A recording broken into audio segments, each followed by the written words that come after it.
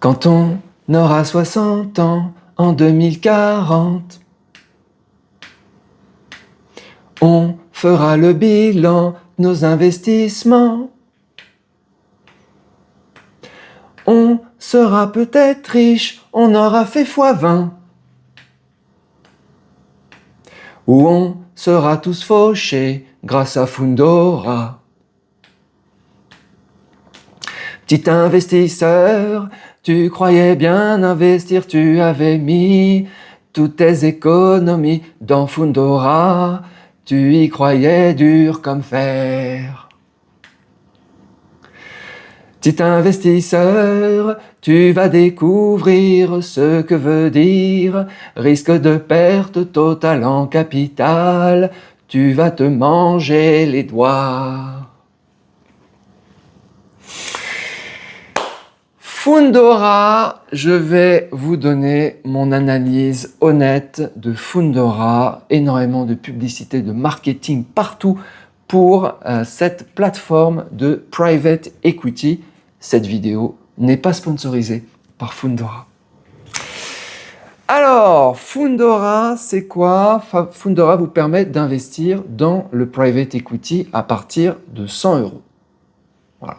Bon, déjà, c'est quand même une innovation parce que les tickets d'entrée pour le private equity, c'est-à-dire investir dans des startups prometteuses, en général, les tickets d'entrée sont élevés. Okay. Après, on va voir que les 100 €, ils ne sont pas investis directement non plus dans les startups comme SpaceX. Alors, SpaceX ou Wix ou plein d'autres. Alors, le cadre réglementaire. Donc, Fundora s'appuie sur un cadre réglementaire. La gestion est assurée par Sanso Longchamp. C'est une société de gestion agréée en France. Donc déjà, la société de gestion existe, c'est clean. Fundora Conseil, eux, ils sont conseillers en investissement financier, CIF, immatriculés auprès de l'autorité des marchés financiers. Donc ça aussi, c'est clean. Je commence par les bons points. La société de gestion, elle vient pas d'être créée, enfin, c'est une fusion en fait de deux sociétés de gestion en 2024, mais les deux sociétés existaient depuis 2011 et ils gèrent 3 milliards d'actifs sous gestion. C'est pas énorme, mais ça a le mérite d'exister. Donc c'est quelque chose quand même de sérieux. Fundora Conseil, par contre, donc Fundora Conseil, en fait, c'est, on va dire, c'est le site web, c'est l'interface, c'est le marketing, c'est la vente, c'est les rabatteurs vers cette société de gestion. Et derrière, qu'est-ce qu'ils vont vendre? Le mandat de gestion, et ils vont prendre des frais au passage, des frais juteux. Alors Fundora Conseil, par contre, ça vient d'être créé, en fait, donc en 2024, donc capital 100 €. Bon, ok, donc c'est eux à qui on a affaire. C'est pas eux qui vont gérer notre argent, mais c'est eux à qui on a affaire. Voilà. Alors, on commence par... Allez, on commence par quoi? Par les frais. Alors, les frais, ils se sont fait plaisir. Transparence sur les frais. Alors, pour 1 000 € d'investis, accrochez-vous bien, les amis. On a 122 € qui sont reversés à Fundora Conseil, le CIF. Ça fait cher. Ça fait cher le conseil, juste pour nous envoyer vers des stratégies gérées par la société de gestion. Donc 122 € sur 1 000 €, ça fait quand même 12% à la souscription. Donc c'est comme des frais d'entrée, c'est juste exorbitant, c'est énorme. Ensuite, il n'y a pas que ça, il y a plein d'autres frais. Coût des instruments financiers, frais fixes, on ne sait même pas ce qu'il y a dedans, 20 €. Ok, bon. Coût des instruments financiers, frais variables, 22 €. Variable comment? On ne sait pas. Bon. Coût lié à la gestion sous mandat, donc ça c'est la gestion par la société de gestion, 5,40 € par an pour 1 000 €, ça fait à peu près 0,5% de frais. C'est pas énorme pour un fonds de private equity. Voilà, à ça s'ajoute dans les petites lignes, toujours aller, pour les frais c'est simple, vous regardez ce qu'il y a en haut, mais vous regardez surtout ce qu'il y a en bas, petite ligne, astérix, machin, c'est là où vous allez voir des trucs qui vont pas vous plaire. Point d'attention, les frais liés au fonds de private equity sous-jacent, la stratégie ainsi que les frais liés à la gestion de la trésorerie ainsi que déjà inclus dans la... Bon, 2,2%. TTC par an qui viennent se rajouter pour des frais liés à la gestion de la trésorerie, les appels de fonds qui sont déjà inclus. Donc ça, c'est déjà inclus dans la valorisation donc des fonds de private equity. C'est des valorisations qui sont en général trimestrielles, tous les 6 mois, etc. Donc c'est pas coté en temps réel, comme le serait par exemple des ETF de private equity. Nous allons y revenir. Donc ils ont déjà intégré ces frais. Donc il y a une partie des frais qui sont apparents, observables, et une partie des frais qui ont déjà été intégrés. C'est-à-dire la valorisation de votre fonds, ils ont enlevé déjà 2,2% par an. Ça fait quand même beaucoup. Plus les 0,5, donc en fait on est à 2,7% par an. Ça fait beaucoup quand même. On continue. Alors, la performance qu'ils mettent sur leur site, sur les 10 dernières années, la performance donc, du private equity, du secteur du private equity, est incontestée. Incontestée par qui? Parce que moi, aujourd'hui, je la conteste. Je me permets de la contester. Contre le monde qui l'inconteste, moi je la conteste. Porté par le temps long, alors ça c'est sur leur site, sélection rigoureuse et la capacité à transformer en profondeur des entreprises françaises. Sur les 10 dernières années, ça c'est sur leur site, ce qu'ils écrivent, et c'est ça que je vais contester, le private equity affiche une performance annuelle nette moyenne d'environ 14%. Ça, ils donnent des études, Cambridge, Associates, etc. Ce sont des études, attention, ce ne sont pas des indices, ce sont des études. Personne ne peut investir sur des études. Contre 10% pour les actions mondiales, MSCI World. Ok, et après ils vont aller jusqu'à comparer au livret A. Bon, ok. Alors toujours, pour moi, à partir du moment où on compare des performances, il faut comparer le risque. Et la première mesure de risque, c'est la volatilité. Donc rien que le fait de ne pas afficher en fait la volatilité du private equity, pour moi, bon.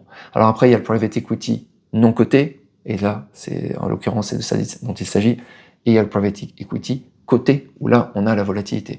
Mais on sait déjà que parmi les startups, en fait, sur un horizon de 10 ans, l'estimation, c'est que 90% d'entre elles font faillite, sont restructurées, n'existent plus au bout de 10 ans, quand même. Donc l'idée, c'est quoi? C'est qu'en fait, il y a plein de boîtes qui sont très prometteuses, et qu'elles vont toutes finir, sauf quelques-unes, et que celles-là vont exploser. Et c'est celles-là qui vont générer la rentabilité. Si vous avez investi dessus, bien sûr. Bon. Alors évidemment, pour investir dessus, il faut des experts qui ont un track record. C'est-à-dire qui ont démontré leur capacité à sélectionner de belles startups. Sauf que là encore, on n'a aucun track record de Senso Longchamp, dans la société de gestion, aucun track record public de leur capacité à sélectionner les bonnes sociétés. Donc, voilà. Alors, donc Senso ne sont pas d'historique. Maintenant, le private equity, les études montrent que machin. Bon, alors, on n'a pas les datas. Vous pouvez en chercher sur ChatGPT, il n'y a pas de data private equity non coté, machin, comparaison. Et maintenant, ils se comparent à du MSCI World. Okay, donc, MSCI World, c'est les actions mondiales. Okay, donc à un ETF MSCI World sur lequel on pourrait investir. Et là, on a absolument toutes les données. Mais on a aussi toutes les données sur des ETF de private equity cotés. Donc, c'est des sociétés qui sont cotées en bourse et qui investissent elles-mêmes dans des sociétés non cotées. Et là, on a les données aussi. Et là, les données sont contestables. Enfin, les données ne sont pas contestables. Ce qui est contestable, c'est ce qui est écrit sur le site de Fundora. Alors, c'est parti. Je vous donne les datas. Donc, on compare. Je vous donne les indices. Donc, on a des indices. Cette fois-ci, c'est pas des études d'un cabinet McKinsey ou d'une étude d'une université. Non, il s'agit ici d'ETF sur indice. Tout est listé, tout est coté. Donc, on va comparer le eShares, Listed Private Equity UCITS. OK. Et on va le comparer au eShares, donc les deux chez BlackRock, Core, MSCI World, ETF. Et qu'est-ce qu'on observe? C'est moche. Le private equity fait du 10,65% par an sur les 10 dernières années. Okay. Le MSCI World, fait du 12,51%. Sur la même période, j'ai pas vérifié, mais le S&P 500, c'est-à-dire l'indice américain, va faire encore plus. Le Nasdaq va faire encore plus. Mais on prend le MSCI World, ils ont pris le MSCI World, je respecte. Donc là, on a une performance qui est supérieure du MSCI World par rapport aux indices listés, enfin de private equity listés. Mais surtout la volatilité. La volatilité du private equity, c'est-à-dire est-ce que ça bouge, est-ce que c'est chaotique, elle est énorme, à plus de 21%. Alors que pour le MSCI World, on est sur des volatilités de 14%. C'est-à-dire que c'est beaucoup plus risqué pour une rentabilité inférieure. Alors il y a d'autres indices, il y a le MSCI World Private Equity Return, pour pas qu'on me dise que j'ai sélectionné, que j'ai fait des trucs à ma sauce. Donc j'ai sélectionné les 2 indices de private equity qui sont les plus utilisés. Alors pour lui, on a 13,35%, donc légèrement au-dessus du MSCI World. Okay, mais toujours pour une volatilité qui est supérieure à celle du MSCI World. Voilà. Bah, c'est contestable.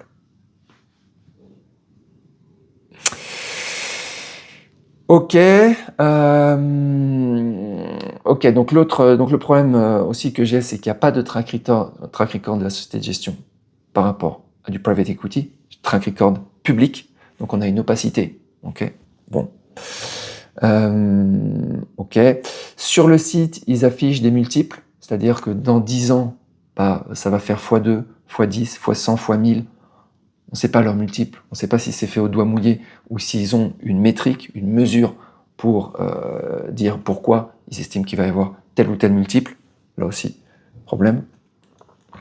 L'autre problème grave pour lequel moi je n'investirai jamais dans du private equity non listé, bah, c'est l'illiquidité.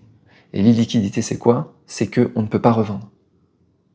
C'est-à-dire que là, ce qui est sur Fundora, tout ce que j'ai vu, donc ils disent entre 5 et 10 ans des fonds bloqués. En fait, dans tout ce que je vois, les stratégies, c'est 10 ans bloqués. Donc 10 ans, ça fait beaucoup. D'où la chanson de l'introduction musicale. 10 ans, c'est énorme. Hein. C'est-à-dire que vous ne pouvez pas revendre pendant 10 ans quand même. Dans 10 ans, il peut s'en passer des choses. Est-ce que Fundora Conseil existera encore dans 10 ans, par exemple? Sachant que Fundora Conseil est une start-up qui a été lancée il y a seulement moins d'1 an.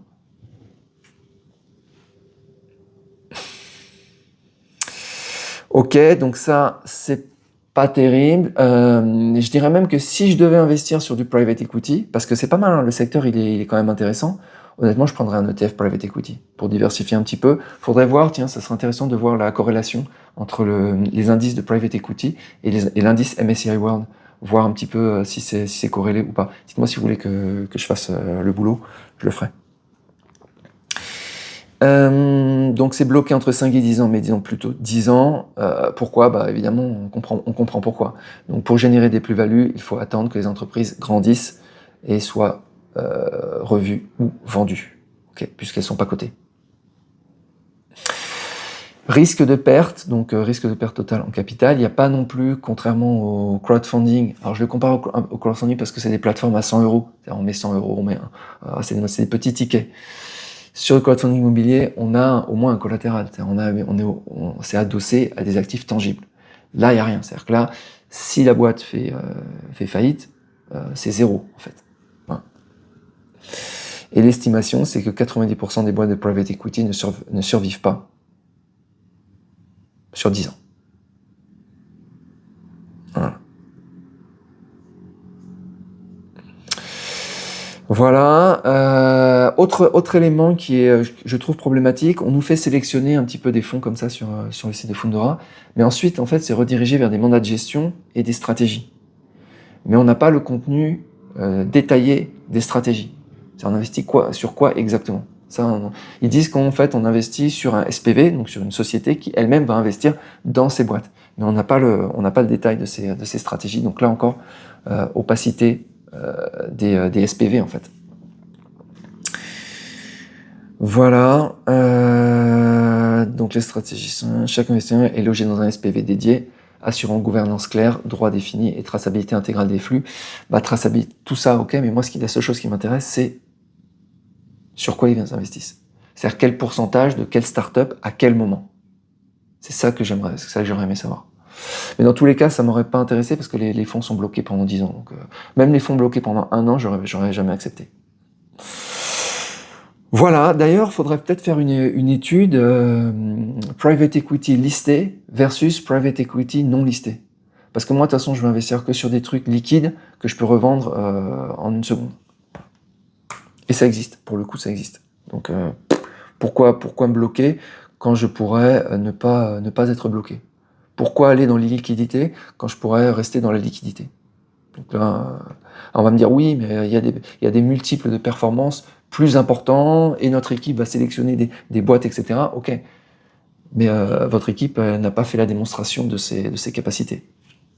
Sachant qu'en général, les sociétés de gestion d'actifs, dans 90% des cas, les gérants professionnels, sur 10 ans, sous-performent leur benchmark, c'est-à-dire font moins que leur indice de référence. Alors l'indice de référence, on peut imaginer que c'est un indice listé de private equity. Donc est-ce qu'ils vont arriver à faire mieux que ça, ou moins bien? À voir. Voilà les amis, si vous avez un avis différent, vous mettez en commentaire. Si Fundora veut venir s'exprimer, droit de réponse, etc., il me contacte, il n'y a aucun souci. Je vous souhaite une très bonne journée et je vous dis à bientôt. Ciao.